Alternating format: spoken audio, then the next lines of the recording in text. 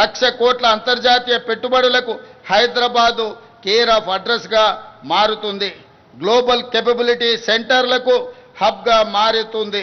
హైదరాబాదు నగరానికి వచ్చే 100 ఏళ్ల తాగునీటి అవసరాలకు శాశ్వత పరిష్కారంగా గోదావరి జలాలను తీసుకువస్తున్నాం. దీనికోసం 7,360 కోట్ల రూపాయలతో గోదావరి 2వ దశ 3వ దశ పనులను ఇటీవలనే ప్రారంభించుకున్నామని తెలియజేయడానికి నేను సంతోషిస్తున్నాను.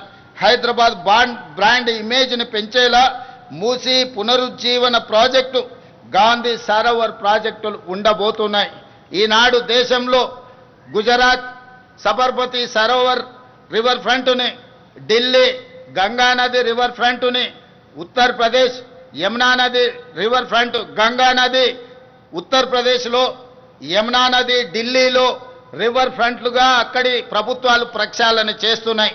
గుజరాత్తో, ఢిల్లీతో, ఉత్తరప్రదేశ్తో పోటీ పడి తెలంగాణ రాష్ట్రం మన మూసీ నది ప్రక్షాళన చేసి హైదరాబాద్ ఒక సుందరమైన నగరమే కాదు, వాతావరణ కాలుష్యానికి దూరంగా అభివృద్ధి చెందిన నగరంగా తీర్చిదిద్దడానికి ఈనాడు ప్రణాళికలు సిద్ధం చేస్తున్నాం. ఈ ప్రణాళికలతో ముందుకు వెళ్తున్న సందర్భంలో ఎదురైతున్న ఛాలెంజ్లను పరిష్కరించుకుంటూ మూసీ పరివాహక ప్రాంతంలో నిరుపేదలు అత్యంత కష్టమైన జీవితాన్ని గడుపుతున్నారు. నిన్నగాక మొన్న కురిసిన అత్యధిక వర్షాలు, క్లౌడ్ బస్ట్ వల్ల పేదల జీవితాలు అతలాకుతలమే కాదు, పేదలు మూసీ నదిలో కొట్టుకుపోయినారు. దీనికి ప్రధానమైన కారణం ఎక్కడ నివసించడానికి అవకాశం లేక హైదరాబాదు నగరంలో జీవనాధారం కోసం వచ్చిన వివిధ ప్రాంతాల వాళ్ళు మూసీ పరివాహక ప్రాంతంలో గుడిసెలేసుకొని జీవనం సాగిస్తున్నారు. ఈ గతంలో జరిగిన తప్పిదాల వల్ల ఈనాడు ఆ పేదల జీవితం దుర్భరమైంది. ప్రజలు కొట్టుకొని పోతున్నారు మూసీ నదిలో.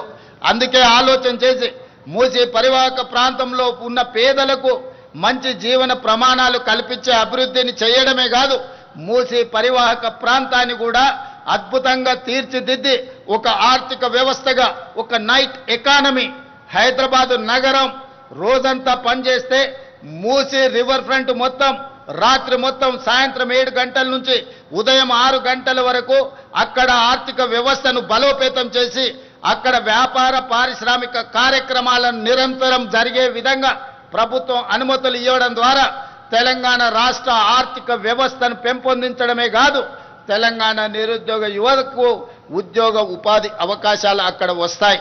అందుకే ఈరోజు తెలంగాణ రాష్ట్ర ప్రభుత్వం మూసీ నది ప్రక్షాళన, మూసీ నది పరివాహక ప్రాంతంలో అభివృద్ధి కార్యక్రమాలు, ఈ అభివృద్ధి కార్యక్రమాల వల్ల నిరుద్యోగ యువకులకు ఉద్యోగ ఉపాధి అవకాశాలు కల్పించడమే కాకుండా రాష్ట్రానికి ఒక సైకిల్ కొత్త ఆర్థిక వ్యవస్థను అందిస్తాం. ఈరోజు ఉదయం 6-7 గంటల నుంచి రాత్రి 9 గంటల వరకే మన వ్యాపార కార్యక్రమాలు జరుగుతున్నాయి.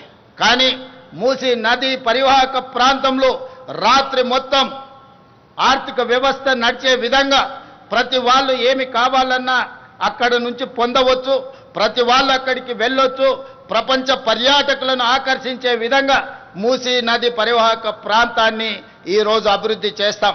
ఇదే కాదు, హిందువులకు సంబంధించిన దేవాలయం కావచ్చు, ముస్లిం సోదరులకు సంబంధించిన మసీదు కావచ్చు, సిక్కు సోదరులకు సంబంధించిన గురుద్వారా కావచ్చు, క్రిస్టియన్ సోదరులకు సంబంధించిన చర్చిలు కావచ్చు, ఈ నదీ పరివాహక ప్రాంతంలో మత సామరస్యంతో కూడుకున్న గొప్ప కట్టడాలను కట్టడం ద్వారా ప్రపంచ పర్యాటకులను ఆకర్షించి ఈ ప్రాంతాన్ని అభివృద్ధి చేయాలన్న ఆలోచన చేయడమే కాకుండా తెలంగాణ వైతాళికులు, తెలంగాణ చరిత్రకు, తెలంగాణ పోరాటాలకు ప్రతీకలైన గొప్ప వ్యక్తుల యొక్క అక్కడ విగ్రహాలు పెట్టుకోవడం ద్వారా ప్రపంచ పర్యాటకులకు తెలంగాణ చరిత్రను అందించడానికి ఈ మూసీ నది పరివాహక ప్రాంతాన్ని ఈరోజు అభివృద్ధి చేయబోతున్నాం.